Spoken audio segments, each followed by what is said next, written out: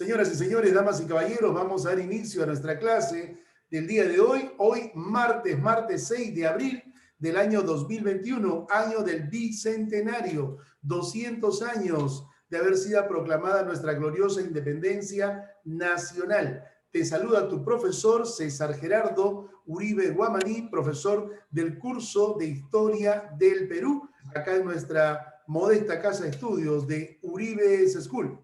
Y esta clase va dedicada con mucho cariño, hoy en una fecha especial, para el rey del Chacatán, el señor David de la Cruz. Nos dirigimos hasta la ciudad incontrastable del Valle del Mantaro. Un saludo, felicidades, Dios me lo bendiga, señor David de la Cruz. Esta clase va dirigida a usted también, con mucho cariño.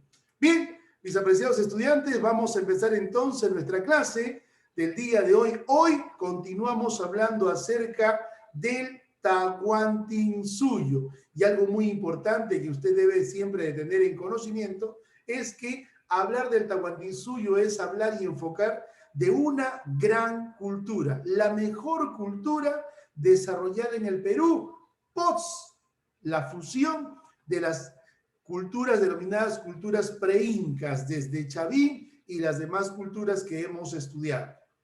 Hablar del Tahuantinsuyo es hablar de una gran cultura que tuvo un gran desarrollo cultural, destacando en las artes, destacando en arquitectura, destacando en cerámica, destacando en su organización política, destacando en su organización social, una gran cultura que tuvo un inicio, que tuvo un desarrollo, que tuvo un expansionismo que traspasó las fronteras del Perú, porque abarcó muchos países y que lamentablemente, como dije en la clase anterior, se derrumbó producto no de la presencia de España, producto de la guerra o lucha de etnias, los distintos pueblos que se disputaban el poder. Los del norte, Adriana, los del norte, atahualpistas, y los del sur,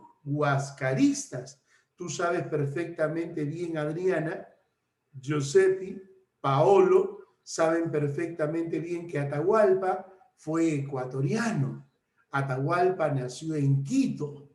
Desde pequeño le decía a su padre, papá, llévame al Cusco para conocer a mis hermanos. Sus hermanos vivían en el Cusco, la capital del imperio. Y Huayna Cápac le decía a Atahualpa, hijo mío, tú no irás al Cusco, yo te traeré el Cusco a tus pies. ¿De qué manera, Adriana? Huayna Cápac ordenó llevarle desde el Cusco los mejores amautas, los mejores maestros. Llevarle desde el Cusco a Quito los mejores arabicus, los mejores poetas. Llevarle desde el Cusco los mejores apusquipais, los mejores generales para su instrucción. Llevarle desde el Cusco los mejores quipucamayoc, aquellos que le enseñaban a crear, interpretar y leer los denominados quipus. Y así, Adriana, y así de esta manera, Ariana Roldán y Adriana Albán, y así de esta manera, Atahualpa creció como un personaje muy fino, muy educado. Miren ustedes, Atahualpa se convierte en el hijo más querido de Huayna Cápac. Huayna Cápac tuvo aproximadamente 27 hijos, con 16 mujeres. Y de todos los hijos que tuvo Huayna Cápac, el más querido, el más apreciado, fue nada más y nada menos que Atahualpa. Su nombre significa guerrero valiente, no te olvides. Entonces Atahualpa desde pequeño quería conocer el Cusco, desde pequeño ambicionaba el Cusco, soñó con el Cusco y cuando se hizo adolescente le dijo a su padre, ¿sabes qué le dijo Adriana Albán Atahualpa a su padre? Le dijo, papá, quiero ser tu heredero. Y Huayna Cápac le dijo, hijo mío, eso no puede ser. ¿Pero por qué, papá? Hijo, porque tú no eres hijo de mi matrimonio.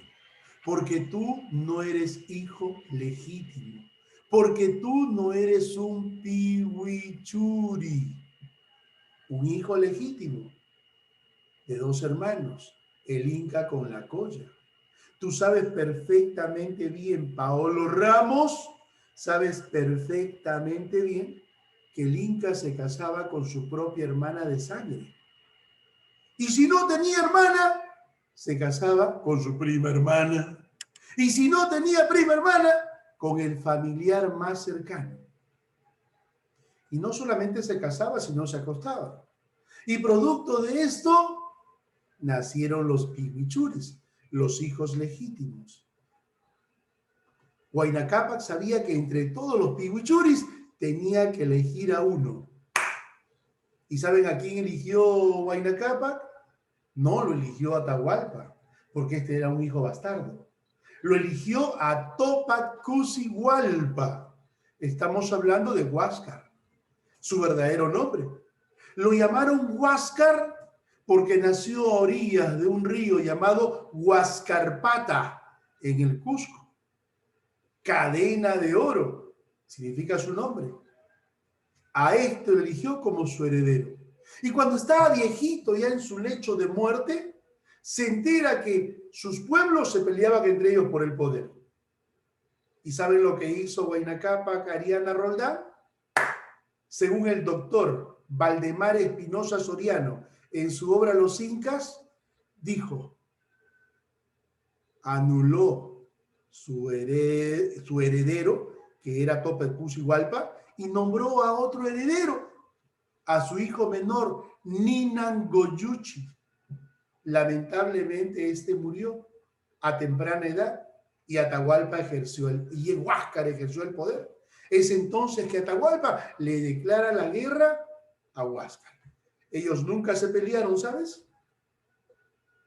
Sus pueblos se pelearon entre ellos. Y en ese momento que los pueblos se peleaban entre ellos, aparece la infausta, la desgraciada figura de nada más y nada menos la presencia de España, al mando de Francisco Pizarro González. ¿Qué hizo Pizarro? Vamos a dejar que se peleen entre ellos. Vamos a dejar que se maten entre ellos. Y luego entramos al ataque. Diego. Sí, mi capitán, le dijo Diego de Almagro. ¿Ah? Es así como se facilita, ¿qué cosa? Que Pizarro tome el poder. ¿Sabes cuántos españoles llegaron al Perú, Adriana Albán? Solamente 176 españoles, nos dice el doctor José Antonio del Busto, profesor de la Universidad Católica del Perú. 176 españoles llegaron al Perú, señores. Entraron por Tumbes, pasaron a Piura, fundaron el 15 de julio de 1532, fundaron San Miguel en Piura. Y luego se enteró que Atahualpa se encontraba en Cajamarca y luego viajó 4 meses. Y llegó un 15 de noviembre del 32 a Cajamarca. 176 españoles, 40 a caballo y el resto a pie. Los 176 se tiraron abajo a más de 4.000 soldados en Cajamarca, señores. ¿Qué habrá pasado? Ya lo sabremos en los próximos capítulos. No te pierdas los siguientes episodios de la historia del imperio por César Uribe. Seguimos. ¿A quién tenemos acá? La máxima autoridad del Inca. Ahí está. Inca, la máxima autoridad. Ejercía su trono y el trono era conocido con el nombre de Sapa Inca, así como tú lo observas a mi lado izquierdo. Sapa Inca. Señor de la tierra, su gobierno fue despótico, autoritario, absolutista. Se le creía ordenador del mundo, se creía hijo del sol y ejercía un gobierno teocrático. Le hizo creer al pueblo que era hijo del sol. Y el pueblo se lo creyó. ¿Y saben por qué el pueblo se cree que este era hijo del sol? porque el pueblo no fue a la escuela. El Inca no quiso, Víctor, Giuseppe, el Inca no quiso que el pueblo vaya a la escuela. Yo te dije en la clase pasada, ¿por qué razón? Porque si iba a la escuela el pueblo, no le hubiese creído que era hijo del sol. No lo hubiese obedecido. No se hubiese sometido a la palabra del Inca. Por eso el Inca no permitió que el pueblo vaya a la escuela. Y para que el pueblo no vaya a la escuela, solamente mandó a construir un solo recinto, que tú lo sabes, una sola escuela. Y esa escuela se llamó Yachayhuasi, una palabra quechua que tiene dos voces andinas, Yachay y Huasi. Huasi es casa y Yachay es saber, casa del saber, solamente para los varones nobles nada más. Miren ustedes, sé que el Inca tenía su guardadito por ahí, Emanuel Gomero. El Inca no permitió que el pueblo vaya a la escuela, porque si no iba a estar en el mismo nivel cultural que él. Él estaba acostumbrada, Rosita Torres, él estaba acostumbrado a que el pueblo lo mire de abajo hacia arriba. Y él estaba acostumbrado a mirar de arriba hacia abajo al pueblo. Una marcada diferencia, Luana Rebolledo León. Mire usted, entonces definitivamente el Inca tenía, ¿qué cosa? Su guardadito, su propósito. Su palabra era ley. Nadie podía contradecir, nadie podía refutar. Pobre que Gomero contradiga la orden del Inca. Al día siguiente Gomero no estaba. Bien estaba enterrado vivo bajo tierra, o bien lo habían desterrado a las punas a vivir como Domínguez, a vivir como pastor. Miren ustedes. ¿Pastor de qué? De auquénidos, llamas, alpacas, vicuñas y guanacos. Entonces la gente cumplía, la gente obedecía, la gente respetaba. En el Tahuantinsuyo, señores, no había necesidad. En el Tahuantinsuyo, señores, no había hambre. Todos vivían, ¿qué cosa? Del trabajo de la tierra. La tierra adriana se consagró como fuente de riqueza.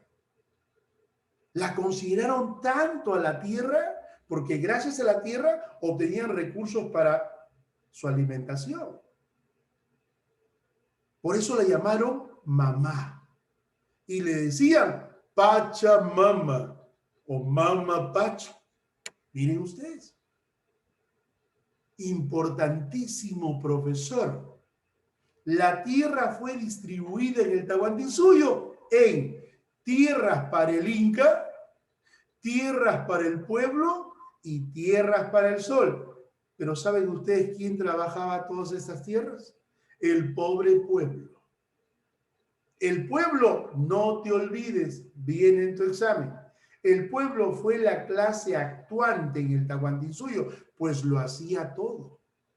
Pues lo hacía todo. Mucho cuidado cuando te pregunten, Paolo, ¿quién construyó Machu Picchu? Lo primero que decimos, los incas. No, señores, el pueblo indígena. Miren ustedes. Tampoco los indios, sino los indígenas. ¿Cuál fue la filosofía indígena? Expandirse. ¿A través de qué? De conquistas. Y en el Tahuantinsuyo, si hablamos de conquistas, tenemos que citar al libro del doctor Pablito Macera. ¿Qué nos dice Pablito Macera? Nos dice que en el Tahuantinsuyo las conquistas se dieron de dos tipos. Bien te conquisto a las buenas o bien te conquisto a las malas. ¿Qué significaba ser conquistado a las buenas? Acá, el accionar del mitimae. Mitimae es una palabra quechua, que significa el que se va. Era el colonizador pacífico en el Tahuantinsuyo. Iba de pueblo en pueblo, así como más o menos los testigos de Jehová que van y tocan la puerta de casa para predicar la palabra. La palabra es una sola, merece respeto. ¿correcto? Igual iban los mitimaes, para que esa gente, ese pueblo, se integre al Tahuantinsuyo. Algunos pueblos, como los Chinchas, por ejemplo, se dejaron enamorar y conquistar fácilmente. Pero otros pueblos, como los Chimús, lo agarraron a patadas a los mitimaes. Los mitimaes regresaron al Cusco y le informaron al Inca, y el Inca mandó su ejército y los aplastó. Y los Chimú, por favor no me mates, por favor perdóname la vida. Fueron perdonados de la muerte, pero pasaron al Tahuantinsuyo como esclavos. Y a los esclavos en el Tahuantinsuyo se les conoció con el nombre de Yanaconas. ¿Con qué nombre, Adriana Albán? ¿Con qué nombre se les conoce? Más fuerte, grítalo. Yanaconas. Muy bien, dale 2 puntos, por favor, Oscar Emilio. Yanaconas. Estos eran esclavos para toda la vida. Los yanaconas se enamoraron, Adriana, y tuvieron yanaconitas. Y esos yanaconitas también fueron esclavos. Y cuando el yanaconita creció, dijo, ¿yo qué culpa tengo? Yo quiero ser libre. Se rebeló. Y esos yanaconitas rebeldes fueron atrapados por los incas y fueron enviados a una zona de castigo, la Amazonía, para dedicarse al cultivo de la hoja de coca. Y estos fueron denominados o llamados piñas. Piñas. ¿Con qué nombre, Paolo? Piñas. Más fuerte. Piñas. Grítalo, Paolo. Más fuerte. Piñas. Piñas. Muy bien. Muy bien. ¿Quiénes eran los piñas? Eran, ¿qué cosa? Yanaconas rebeldes que habían sido expulsados a la Amazonía para dedicarse al cultivo de la hoja de coca. Perfecto, eso es lo máximo. La mejor sección. Segundo B, ¿no? Perfecto. Entonces, señores, en el Tahuantinsuyo, la tierra era de todos y para todos. Se trabajaba una filosofía basada en 2 principios. El principio de retribución y el principio, miren ustedes, colectivo. ¿Cuál era el principio colectivo? La reciprocidad. Gran cantidad de mano de obra. ¿Para qué, profesor? Para la prosperidad del territorio. Construcción de canales de regadío, construcción de caminos. En los caminos eran largos en el Tahuantinsuyo. No había mototaxis como ahora. Ahora nos envían de acá a 4 cuadras, tomamos mototaxi. Antes se caminaba, y en el Tahuantinsuyo se caminaba. Y en todos los caminos, cada kilómetro, habían tambos. Así como hoy en día hay las tienditas tambo, en el Tahuantinsuyo también habían tambos. Y toda persona que pasaba por un camino entraba al tambo. Y en el tambo era como una tienda, pero no se pagaba nada. Tú entrabas al tambo, a la tienda, te servías lo que tú querías. Comida, fruta, agua, descansabas un rato y luego, después de descansar y comer, continuabas tu viaje en el camino. Lo máximo. Cada kilómetro en el Tahuantinsuyo. Habían unos tipos muy atléticos que corrían a nivel de postas. Eran los chasquis. Llevaban la información de un lugar a otro. Las órdenes que emitía el Inca. Y el pueblo también colaboraba en la construcción de los llamados andenes. Andenes. ¿Saben qué son los andenes? Eran las tierras artificiales que en el Tahuantinsuyo se había enviado a elaborarlas en las faldas de las montañas. La tierra fue repartida para todos, pero como había una demasiada población, faltó tierras. El Inca dijo, ya sé, vamos a vestir a las montañas de tierra. Llevaron tierras de las partes bajas a las partes altas. Y para que esas no se vengan abajo, colocaron ahí piedras y se forma un sistema de andenería impresionante. No solamente se cultivó en la parte baja, sino también en las partes altas. A las partes bajas zonas de cultivo se les llamó valles interandinos. Y a las partes altas se les llamó punas. Las punas, las partes altas, donde también se cultivaban. Impresionante. Miren ustedes los atuendos del Inca. ¿Ah? ¿Qué te parece, mi apreciada Adriana Albán? Ahí están los atuendos del Inca. ¿Ah? Se vestía muy bien. Esta ropita que tú ves puesto al Inca, Adriana, esta ropita era de una lana muy fina, de vicuña o también de alpaca, y se llamaba cumpi. Cumpi. Era una lana muy fina. En cambio, el pueblo usaba lana de llama. Mira esa marcada diferencia. Mira cómo elegantemente se vestía el Inca. ¿Ah? Esa representación del sol ahí como collar o medallón era de oro puro. Sus brazaletes, sus orejeras, sus narigueras, su cinturón, sus plaquetas, oro. Y lucía arriba la gorra imperial. Esa gorra imperial se llamó Mascaipacha. ¿Cómo se llamó Paolo Ramos? Mascaipacha. Mascaipacha. Ahí vemos en la parte superior 2 plumas. Esas plumas pertenecen a una ave no muy conocida en el Perú, pero desde los tiempos del Tahuantinsuyo la utilizaban para la mascaipacha. Eran las famosas plumas del ave coraquinqui o coraquinca. Impresionante.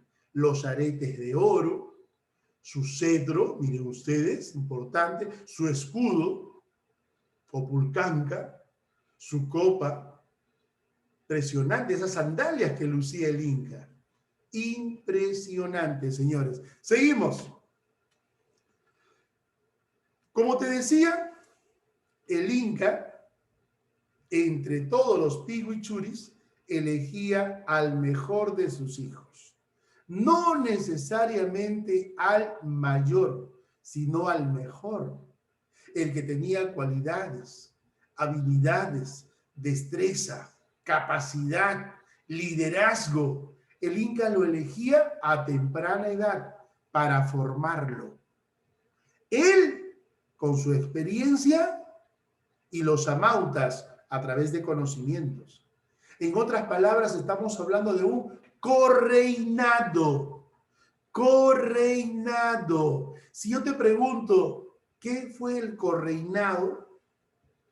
Tú me responderás, era el acompañamiento del príncipe heredero de la mano de su padre. Así el príncipe heredero aprendía el arte del gobierno, cosa que cuando su padre deje de existir, la historia continuaba.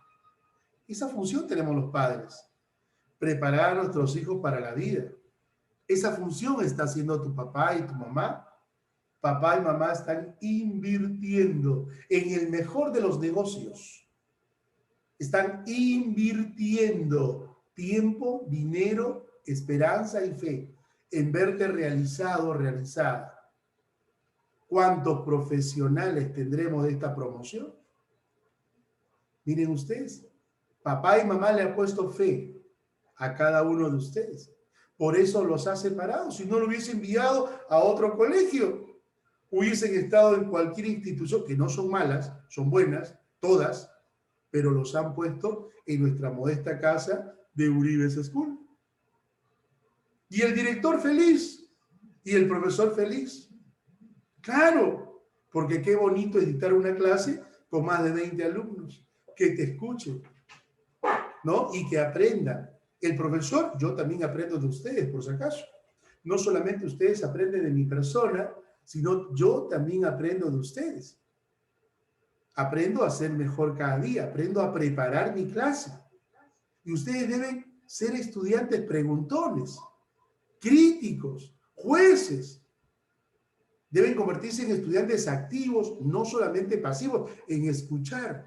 Es verdad que el sabio escucha, pero también opina, también refuta, también contradice. Y así debemos de formarnos. Entonces, Señores, el correinado fue el acompañamiento del príncipe heredero al lado de su padre. Este aprendía de su padre el arte del gobierno, cosa que cuando papá dejaba de existir, la historia fácilmente continuaba. ¿Y de qué manera lo formaba el Inca? Explotando las cualidades que éste tenía, no solamente académicas, sino también físicas, demostrando muchas habilidades para todo. Tenía que ser un gobernador o un gobernante ejemplar de su pueblo. Todos sabemos que el Tahuantinsuyo estaba dividido imperial y regionalmente. No te olvides de esto. El Tahuantinsuyo estaba dividido imperial y regionalmente. Si hablamos de la parte imperial, estamos hablando desde el punto que tú ves ahí, Adriana, Cusco, ¿ves el punto negrito? ¿Sí? En el mapa, sí. Desde ese punto hacia arriba, estamos hablando del Anan Cusco, la parte alta del Cusco. Y de ese puntito que usted ve, hacia la parte baja del río Maule, el Urin Cusco. O si hablamos de un Cusco imperial, Anan y Urin. Y si hablamos de un Cusco regional, estamos hablando de 4 regiones. ¿Correcto? A la región se le conocía con el nombre de Suyo. Y en el Tahuantinsuyo hubo 4 suyos, 4 regiones. ¿Cuáles eran? Coya, Chinchay, Anti y Contisuyo. Cada suyo tenía un representante, un jefe, nombrado por el Inca, un cargo de confianza. Representaba al Inca. Tenía la tarea de la prosperidad de la región. O sea que el Inca no gobernaba solo, gobernaba acompañado de su consejo imperial. Y ese jefe de cada suyo era conocido con el nombre de Apocuna, o también se llamaba Suyuyuk Apu. Miren ustedes, o también se llamaba Suyuyuk Apu. Como eran 4, hablemos en plural, Suyuyuk Apus. Cuando los 4 jefes de cada suyo se reunían con el Inca, recién se formaba el Consejo Imperial. O sea que el Consejo Imperial estuvo conformado por los 4 jefes de cada suyo, más el Inca, serían 5. Y al Consejo Imperial se le conocía con el nombre de, en la parte de arriba está, Tahuantinsuyo Camachic. Mira, Yosepi, Tahuantinsuyo Camachic. ¿Y cuál era la función del Consejo Imperial? Orientar, aconsejar, planificar el arte del gobierno. O sea que categóricamente el Inca no gobernaba solo, no gobernaba solo. El Inca gobernaba acompañado de su Consejo de Ministros, de su Consejo Imperial. Era como hoy en día el presidente gobierna con su Consejo de Ministros. Hay un ministro de Salud, un ministro de Educación, un ministro de Trabajo, etcétera, etcétera, etcétera. No gobernaba solo. ¿Me entendieron? ¿Estamos claros hasta acá? ¿Entienden al profesor César Uribe? Cualquier duda, pregunten por favor, ¿sí? Vamos a hacer una pausa y regresamos dentro de unos minutos. Gracias a todos ustedes por escuchar a este modesto y humilde profesor de Historia del Perú, César Gerardo Uribe Guamaní. Gracias, Adriana, gracias a cada uno de ustedes. Regresamos en unos minutos. Gracias.